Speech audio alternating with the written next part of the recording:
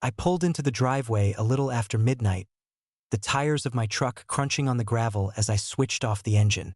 My shoulders ached from hours of lifting heavy beams, and I felt the weight of the day still pressing down on me. All I wanted was a shower, maybe a cold beer, and then to finally collapse into bed. But when I stepped inside, the dim light in the hallway didn't offer the usual comfort. Sarah was standing in front of the full-length mirror in the living room. I froze at the sight of her. She was wearing a red dress, something I'd never seen before. The fabric clung to her in a way that made my stomach twist, and I don't know why, but I couldn't tear my eyes away. It was like she was waiting for something. Her posture, her expression, it was all so deliberate, like she was trying to be someone else. I closed the door behind me, trying to shake off the exhaustion, trying to ignore the sinking feeling that was starting to settle in my gut. "Where are you going?" I asked, my voice sounding flat, even to myself. She didn't turn around right away. When she did, there was something in her eyes. Anger, maybe, or just something I couldn't read. "Out," she said, her tone sharper than I expected. I narrowed my eyes. "At this hour? Who are you meeting?" Her lips pressed together like she was biting back something she wanted to say. The silence hung between us for a second too long. Then, with a little sigh, she shook her head. "You don't care, do you? Not about me, not about us anymore." The words came out bitter, defensive. Her face, usually calm and steady, was hard now. Cold even. I felt a knot tighten in my chest. "Sarah," I started, but she cut me off. "I'm going out with some friends," she said. Like that explained everything. "Is that okay with you? Or is that too much for you to handle?" I could feel my pulse pick up, but I kept my voice steady. "It's fine. Just be careful." The words felt like they didn't belong to me, like I was already too far removed from the situation to make any real impact. Without saying another word, she grabbed her purse off the counter and turned to leave, pausing at the door to shoot me a look I couldn't read. Then she was gone. I stood there for a long time after she left, staring at the spot where she had been. The air in the house felt different, heavy, like the ground had shifted beneath me without me realizing. I couldn't put my finger on it, but I knew something had changed. I wasn't sure what, but I felt it, deep in my gut. And for the first time in a long time, I wondered if it was too late to fix anything between us. I stood there in the hallway long after Sarah had left, the house too quiet, too still. I should have gone straight to bed. But instead, I found myself walking into the living room, my feet heavy on the hardwood floor. My eyes drifted over to the couch. That's when I noticed it, her phone, face up on the cushions. I'd seen it there earlier, but now it was just sitting there, waiting. I'd never been the type to snoop. Trust was important to me. But something about tonight, something in the way she'd acted, the way she'd walked out that door like she didn't care if I was alive or dead, had shifted something inside of me. I hesitated, my hand hovering over the phone. Felt wrong, like crossing a line I wasn't supposed to cross. But the nagging feeling, the unease gnawing at my chest, wouldn't let go. I picked it up, unlocked it with the familiar swipe of her thumbprint, and there it was, her messages. A group chat, titled Girls' Night Out. My stomach dropped before I even clicked on it. The first thing I saw was a string of messages full of giggling emojis, flirtations, and inside jokes that felt like they weren't meant for me. I skimmed through a few. Talk about younger men, wild nights out, and how they were sick of the same old boring husbands. Then I saw Sarah's name in the middle of it all. Her message jumped out at me. "John's just different now. He doesn't listen. It's like I'm invisible. I just want someone who sees me, you know?" I felt the blood drain from my face. I wanted to throw the phone down, wanted to not care, but I couldn't stop reading. It was like a part of me knew there was more to find, and I had to see it all, had to know. More messages scrolled by. I don't even remember the last time he did something spontaneous. I feel so stuck, like he doesn't even notice me anymore. And then, maybe it's time to have some fun for myself. I felt something inside of me snap, but I didn't let it show. I kept reading, holding the phone tight in my hands, my knuckles white. My heart was pounding, my breath shallow. I'd never imagined Sarah would feel this way, let alone put it in writing, out there for anyone to see. I never thought she would talk about me like this. Like I was nothing more than a boring routine. Like I was invisible. The weight of it all hit me in waves. I could hear her voice in my head, the way she'd been acting tonight, the little cracks I'd ignored for so long. Now they were all so clear. It wasn't a coincidence. This wasn't just a bad night. This had been building, festering, maybe even for months. And I had no idea. I set the phone down carefully, my hands shaking just a little. Felt like the room was closing in on me. I stood there, the air thick, like I was breathing underwater. The anger, the betrayal. It was all there, just below the surface, but I couldn't act on it. Not yet. I needed more. I needed to know if this was just one conversation, or if this was the whole story. I couldn't confront her on this one thing. It wasn't enough. I couldn't risk her just denying it, telling me it was nothing. I needed proof. So I made a decision. I wasn't going to make a scene, not yet. I was going to gather everything I could, hold on to it, and wait for the right moment to drop it all. I wasn't going to make the mistake of trusting her again without knowing everything. The next few days felt like I was walking through a fog, everything muffled and distant. I couldn't stop thinking about those messages. Sarah's words replayed in my mind over and over, cutting deeper every time. She didn't just feel neglected. She felt invisible, and now I knew why. It wasn't just some random thing. It was planned. It was real. I tried to push it out of my head, but I couldn't. I needed more. I needed to know how far this had gone, if she was already gone or if I was just too late to see it. But I knew I couldn't do this alone. Not without crossing a line I didn't think I could come back from. That's when I called Mike. Mike was my cousin, and he worked in tech. He was smart, the kind of guy who could hack into a coffee machine if he needed to. I didn't want to do this. I didn't want to invade her privacy. But after seeing that chat, I knew there was no turning back. I'd been sitting on the idea for days before I finally made the call. The guilt weighed on me, but I had no choice. I wasn't going to let her lie to me anymore. "Mike," I said when he picked up, my voice low, almost apologetic. "I need your help with something." "Yeah? What's up?" he asked, like it was no big deal, his usual easy tone. I hesitated, then just spit it out. "I need to track Sarah's phone." There was a beat of silence. "What's going on?" he asked, like he already knew. I think she's been lying to me," I said. "I need to know what's really going on, Mike. I can't go in blind anymore." He didn't judge me, didn't ask 1,000 questions. He just said, "All right, I'll help. But you need to know what this means. Once it's set up, you can't unsee anything." I swallowed hard. "I know. I'm not doing this lightly." Mike's place was about 30 minutes away, so we made plans to meet up the next evening when Sarah had a book club night, which I knew was just her excuse for going out with friends. I could feel the tension in my chest as I waited for her to leave, knowing what I was about to do. When the time came, she was out the door, not even looking at me, just grabbing her purse and walking away like she always did. It made my blood run cold, but I kept it together. I grabbed her phone from the counter and slipped it into my pocket. At Mike's place, he wasted no time. In the dim light of his small apartment, he set to work, his fingers flying over the keyboard, pulling up apps and bypassing security with the ease of someone who did this for a living. After a while, he handed me the phone. "It's done," he said, no judgment in his voice. But there was something else there, a caution. "Don't come to me if you're not ready for the truth," he added, his eyes locked on mine.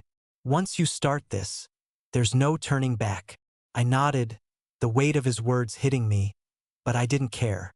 I couldn't care anymore. For the next few weeks, I spent my nights going through Sarah's phone data. She left it plugged in, charging each time she came home late, which made it easy for me to get in without raising suspicion. The app Mike set up tracked everything: her messages, her calls, and her location. I watched as Sarah's book club nights turned into visits to a bar across town. I saw the messages, the flirtations. There was talk of meeting men at the bar, of how she felt alive when she wasn't at home with me. I saw how her group of friends talked about their marriages, how they all felt trapped, like they deserved more. I felt like I was drowning in it. Each piece of evidence made my stomach turn, but I couldn't stop looking. The worst part? I could see the pattern. I saw the nights she'd said she was working late, when I thought she was doing nothing but drinking with people who weren't me. I saw her laugh about how boring I was, how I didn't know how to have fun anymore. Every night she came home, she would act like everything was normal, like she hadn't just been out flirting with someone else, lying to me. It was like she thought I couldn't see through it, like she thought I wouldn't notice. But I was noticing everything now. The anger was there, but it wasn't all-consuming. Not yet. I kept telling myself I wasn't ready. I didn't have enough yet to go to her. I had to wait. I had to be sure. But it was only a matter of time before I confronted her. And when I did, there'd be no going back. The days dragged on like I was moving through thick mud. Every time Sarah left the house, I felt like my whole body was on edge, just waiting for the next piece of the puzzle to fall into place. I didn't know how much more I could take of this half-life, of living in the dark and pretending everything was fine. That's when I decided to take a day off from work. I told my boss I had some personal stuff to deal with, and he didn't ask questions. It was the first time in weeks I could breathe without wondering what Sarah was doing, where she was going, and who she was with. I called around to a few law offices before finally setting an appointment with a family law attorney named Jerry. His office was downtown, one of those older buildings that smelled like coffee and faintly of stale paper. When I walked in, I could feel the weight of the situation pressing down on me. It wasn't just about Sarah anymore. It was about everything we'd built, everything I thought we were. And the idea of destroying that, it was suffocating. Jerry greeted me with a firm handshake, his gray suit and kind eyes making him seem trustworthy. I sat across from him, trying not to let the desperation in my chest show. "So," he said, settling into his chair, "what's going on?" I didn't know where to start. The whole situation felt too big to put into words. But I started anyway. I told him about Sarah, about the way things had changed, how I'd found the messages, the nights she wasn't where she said she was. Jerry listened, nodding, taking notes. When I finished, he looked at me for a long moment. "You've got a strong case if you want to go down that road." I swallowed hard. "I don't know if I do. I need to know what my options are." He leaned forward, his voice calm and measured. "You can file for divorce based on adultery, but let's be clear. It's not going to affect how property is divided or alimony. In some states, it doesn't matter much when it comes to that. But it does affect the narrative. It paints a picture, gives you leverage if you want to fight for custody, or if you want to make sure she doesn't walk away with more than she's entitled to." The words were sinking in, but they didn't make me feel better. The legal side of it, property, custody, all that, seemed so cold, so businesslike. But it wasn't about that. It was about what Sarah had done to me, to us. I nodded, my hands curling into fists. "I just need to be sure. I need to have everything before I do anything." Jerry stood up and opened a drawer behind his desk, pulling out a stack of papers.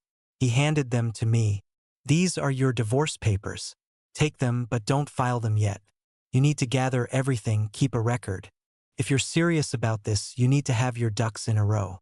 The last thing you want is to be blindsided when you finally confront her."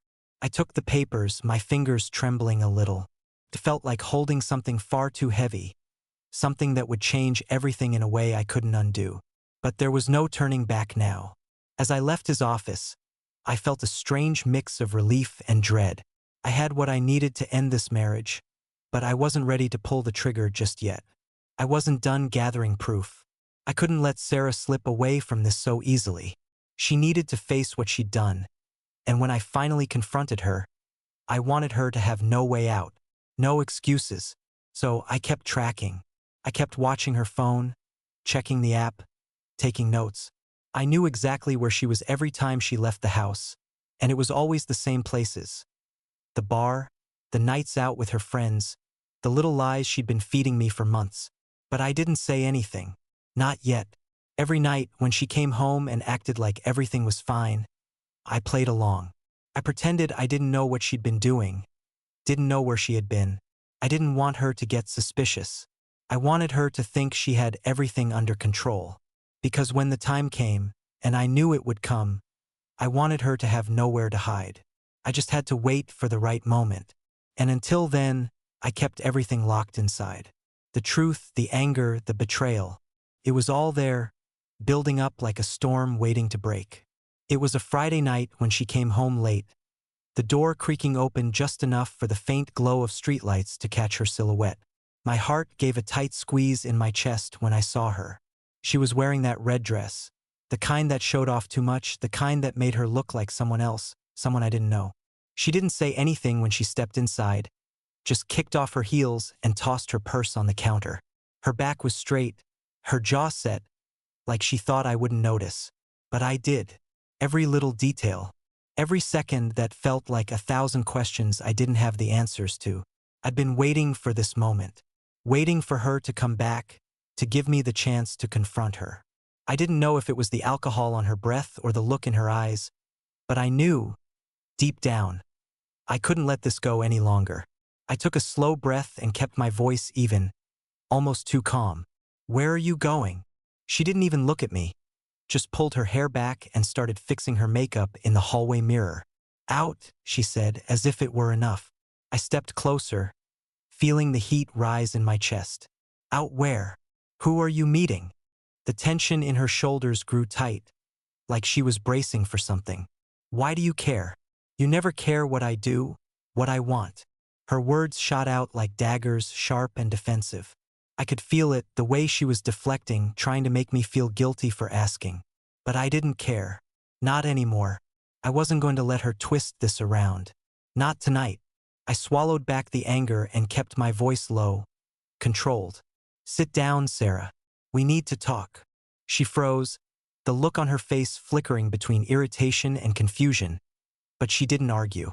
Slowly, like she knew what was coming, she turned and walked over to the couch, sinking down into the cushions.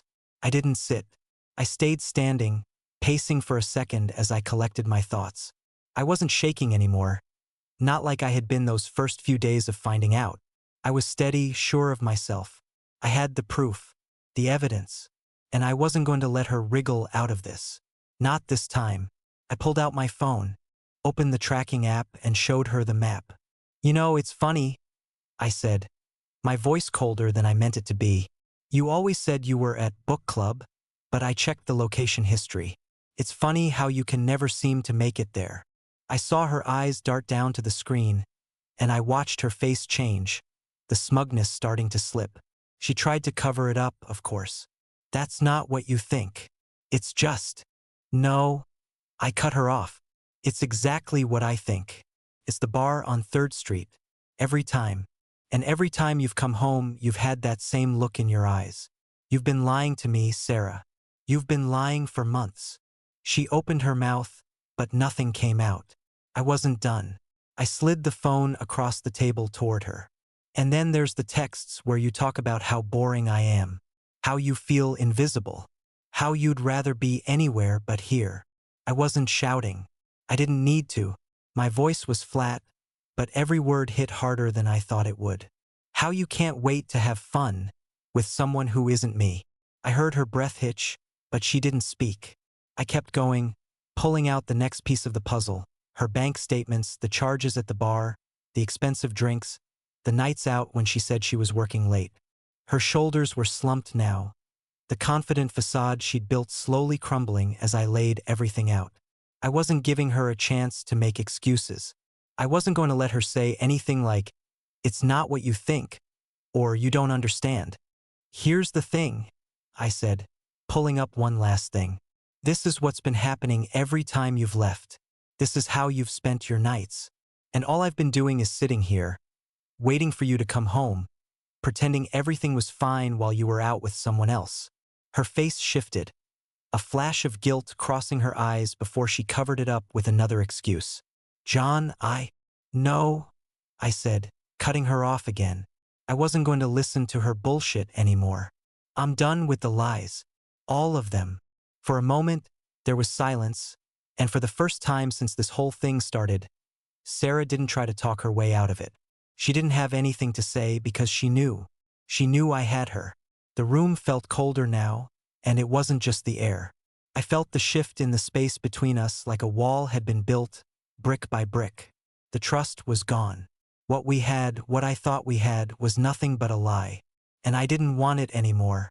I stood there, my hands still gripping my phone, watching her try to piece together something to say. But there was nothing left to say. And I was done waiting.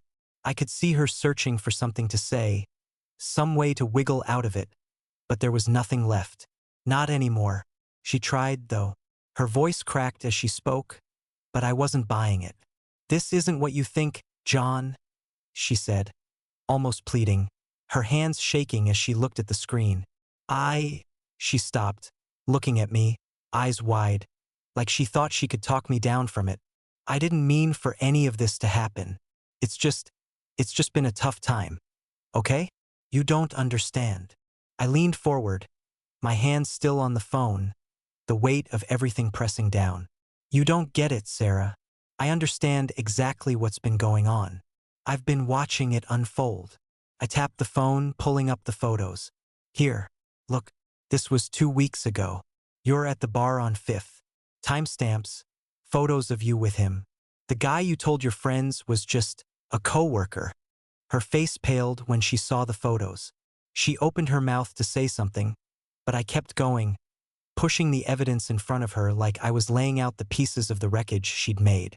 "And here," I continued, my voice even too calm for what I was feeling, "your credit card statements.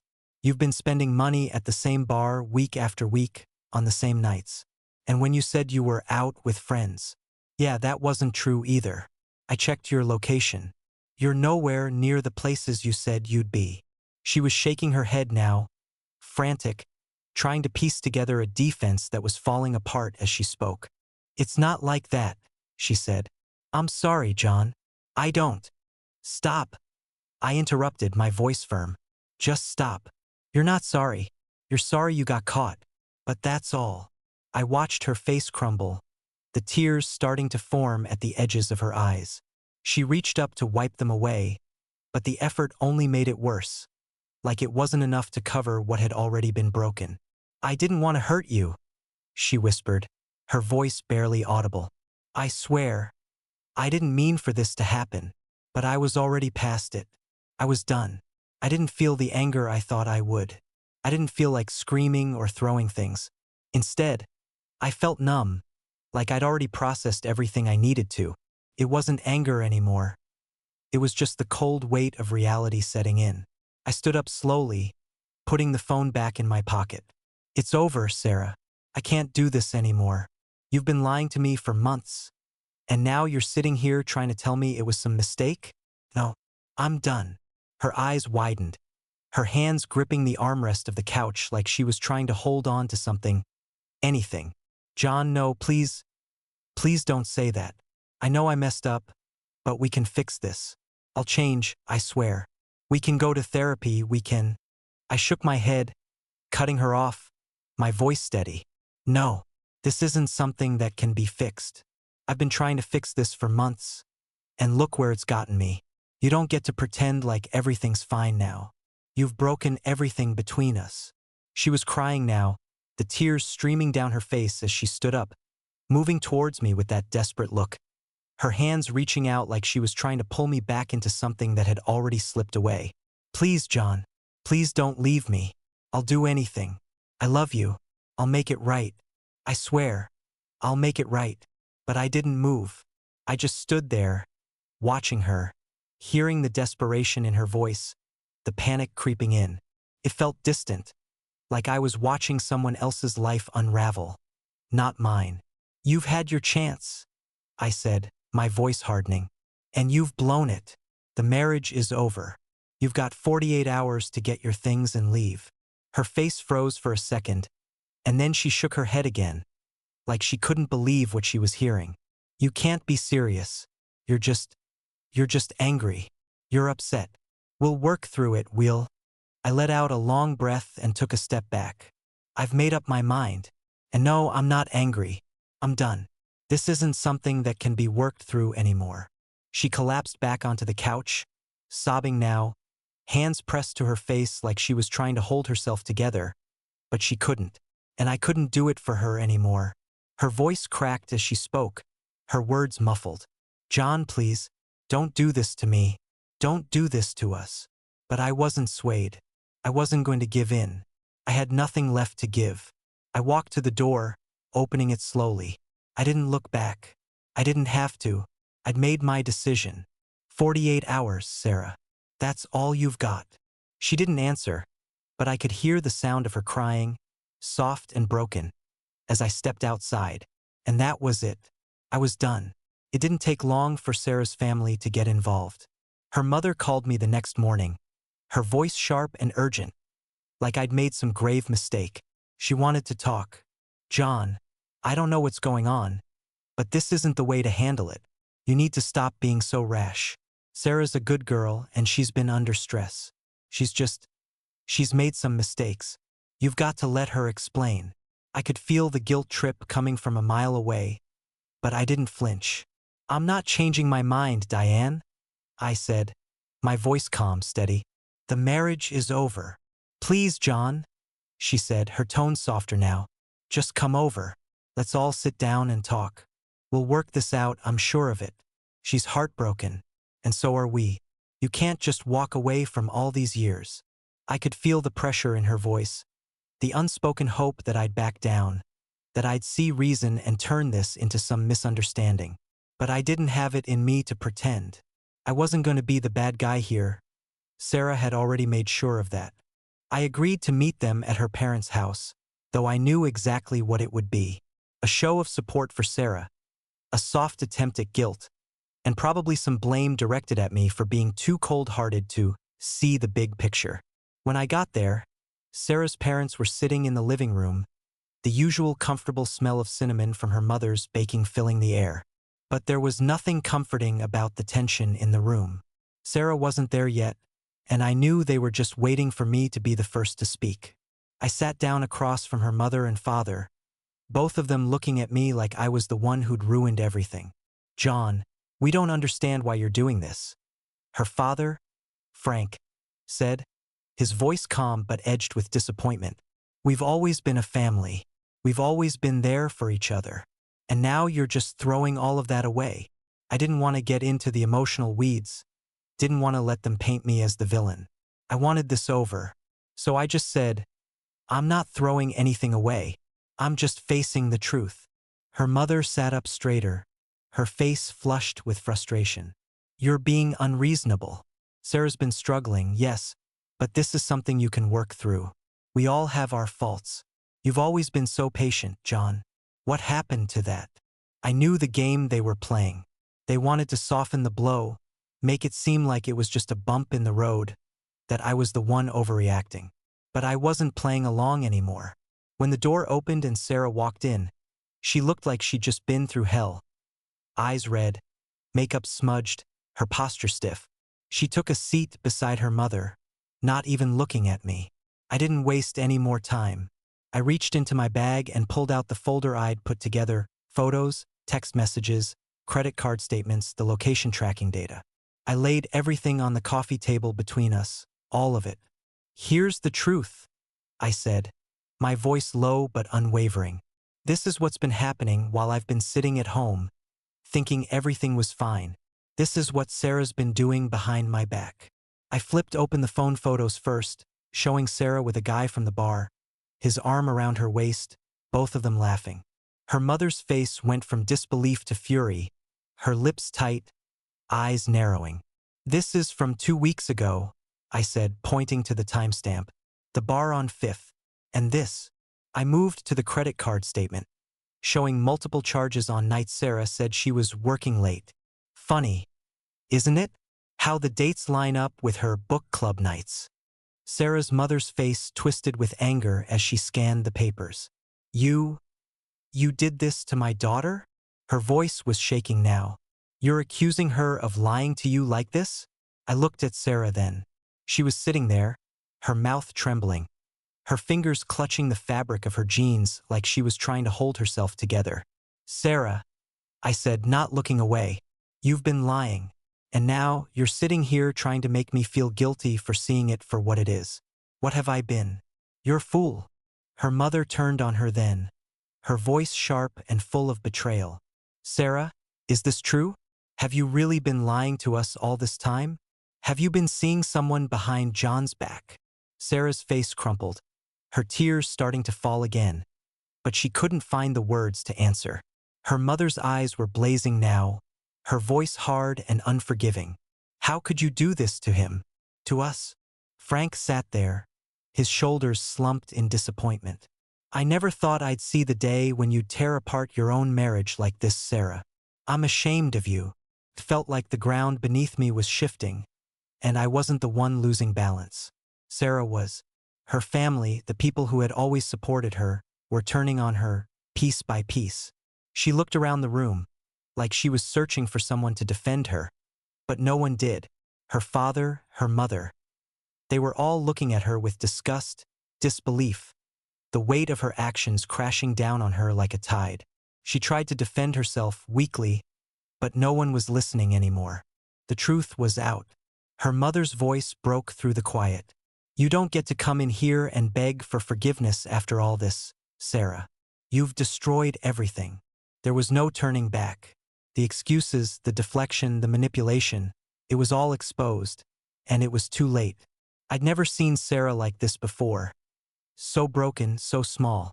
And it didn't matter. It was too late for any of us. The next day, Sarah showed up at the house, looking completely different. She'd changed her hair. The makeup was soft. Her posture wasn't as stiff. She looked almost apologetic, like she was trying to pull some version of herself out of a hat to make me feel sorry for her. But I didn't need to see that anymore. I wasn't buying it. She stood in the doorway for a second, like she wasn't sure whether to come in or not, and then, without a word, stepped inside. I didn't get up. I just stayed where I was, sitting at the kitchen table, staring at her, feeling nothing but the dull, steady ache of everything that had led us to this moment. I know you're angry, John, she said softly, almost pleading, like she thought if she used the right tone, it would fix everything. I know I hurt you, but I'm sorry. I swear to God, I'm sorry. This is all just, I've been lost. And I know that's no excuse, but I've been trying to find myself again. She walked toward me, a hesitant step at a time, like she was tiptoeing around the truth. I wasn't going to make it easy for her. I had nothing left to say. I'm willing to do whatever it takes to fix this, she continued, her voice shaking slightly. Therapy, counseling, anything. I'll change. I'll work on myself. Please just give me a chance. I can't lose you. I don't want to lose everything. I looked at her, and I could see the desperation in her eyes, the way she was clinging to the last thread she had left. But I wasn't the same person I'd been yesterday or last month. The guy who would have forgiven her, the one who would have tried to fix things, he was gone. I'm done, Sarah. My voice was steady, quieter than I thought it would be, but no less final. There's no fixing this. You had your chance. You blew it. She stepped back like I'd slapped her, the breath catching in her throat. No, John, please, don't say that. You can't be serious. Her voice cracked, her hands reaching for mine, but I pulled away. I'm serious, I said. I've already filed the divorce papers. I spoke with your lawyer and it's done. There's no coming back from this. Her face drained of color, her eyes wide with shock, as if she hadn't thought I would actually follow through. She opened her mouth to argue, to try and say something that would change my mind, but I didn't let her. I have everything I need to make sure this goes through. The evidence, the bank statements, the photos, you know it all. I don't want to hear any more excuses. This isn't something you can talk your way out of. The panic started to show. She looked at me like I was a stranger, like I was someone she didn't recognize anymore. Her hands trembled as she ran them through her hair, trying to keep it together. John, please. Her voice was a whisper now. I swear, I didn't mean for any of this. I was just trying to feel something again. I never meant to hurt you. She looked so small, so fragile, standing there in front of me. But it didn't matter. She had already broken everything between us, and there was no going back. Sarah, I said, standing up now, my tone low and controlled. You had your chance. and you've destroyed everything. It's over. I reached into my pocket and pulled out the envelope with the divorce papers inside. I held them out to her, but she didn't take them right away. She just stood there, staring at them, like she couldn't believe what was happening. I've already talked to your lawyer. There's no negotiation. You have 48 hours to pack your things and leave. I don't want you here anymore. Her face twisted in disbelief, her mouth opening and closing like she couldn't find the words. But I wasn't giving her any room for bargaining. John, please, she begged, the tears finally coming. I love you. I've always loved you. Don't make me leave. I'll do anything. I'll change, I swear. I'll go to therapy. I'll do whatever it takes to make this work. But it was too late. I was done. Her words didn't have any weight anymore. No, Sarah. You don't get to manipulate me with promises anymore. I'm not listening to that. I've heard it all before, and I'm not falling for it. I stepped toward the door, pulling it open. You've made your choices. Now you have 48 hours to get out. She collapsed onto the couch, sobbing uncontrollably, but I didn't look back. I didn't need to. I've already made up my mind, I said again, more to myself than to her. It's over. The door closed behind me, and I stood there for a moment, letting the finality of it all sink in. The weight lifted from my chest, but it wasn't relief. It was just emptiness. I knew there was no going back, but I also knew there was nothing left to fix. The next morning, Sarah was already packing. She didn't say a word to me, didn't even look up as she gathered her things. It was almost like I wasn't there anymore, like I'd stopped being a part of her world the second I'd handed her the divorce papers. She took her time, moving through the house like she had all the space in the world. But I didn't move. I didn't need to. I watched her fold up clothes, stuff them into bags, and throw a few things into the back of her car. The silence between us felt thick, like the kind you can only have with someone who used to know you better than anyone else in the world, and now didn't know a thing about you. I felt something cold and final settle into my chest. There were no apologies, no pleas, just the sound of her slamming the trunk of her car shut, and the low hum of her engine starting up as she backed out of the driveway. I stood there in the doorway, watching her drive away, feeling an odd mixture of relief and emptiness. I didn't say goodbye. She didn't either, and that felt like the most fitting end to everything. A few months passed. The divorce was finalized without any drama. No lengthy court battles or drawn-out negotiations. No alimony, no shared assets, just a clean break. Everything was divided, and I was left with exactly what I came with. My truck, my tools, and a little less faith in people. Life went back to its usual grind. I started picking up extra shifts at work, diving into the routine I used to have before everything fell apart. I hit the gym more often, working off the last of the frustration and anger that still lingered in my muscles. I needed to rebuild, not just my life but myself. It was a few months after Sarah left when I ran into one of the guys she'd been seeing. I hadn't really thought about him much. He was just some guy from the bar. Someone Sarah had probably convinced herself was the answer to whatever problem she thought she had. But there he was, standing in the hardware store, looking at light bulbs like it was the most important decision of his day. I was pushing my cart down the aisle when I saw him. He didn't notice me at first, but when he turned and saw me, his face froze for a second. Then he smiled, like he was trying to place me. "Hey man," he said casually, giving me a nod. "You're Sarah's ex, right?" I nodded. "Yeah, that's me." He didn't seem bothered by the fact that I was standing there, facing him like I knew everything. I was the guy she'd left behind, but to him I was just another face. "You're lucky, dude," he said with a laugh, completely unaware of how much he was missing. "She's crazy hot. You let that go." He chuckled again, like he thought it was funny. I paused, letting the words hang in the air for a moment, then said, "You know, she was with me for a long time. She told me the same thing about you, how you were just some guy she was trying to feel something with. Didn't mean anything, really." He blinked at me, his smile fading just a little as he processed what I'd said. "Wait," he said, his voice dropping. "You mean she wasn't serious about me?" I shook my head. "No, man, she wasn't. You were just another pawn in her little game. She's been playing people for a while now. The look on his face shifted.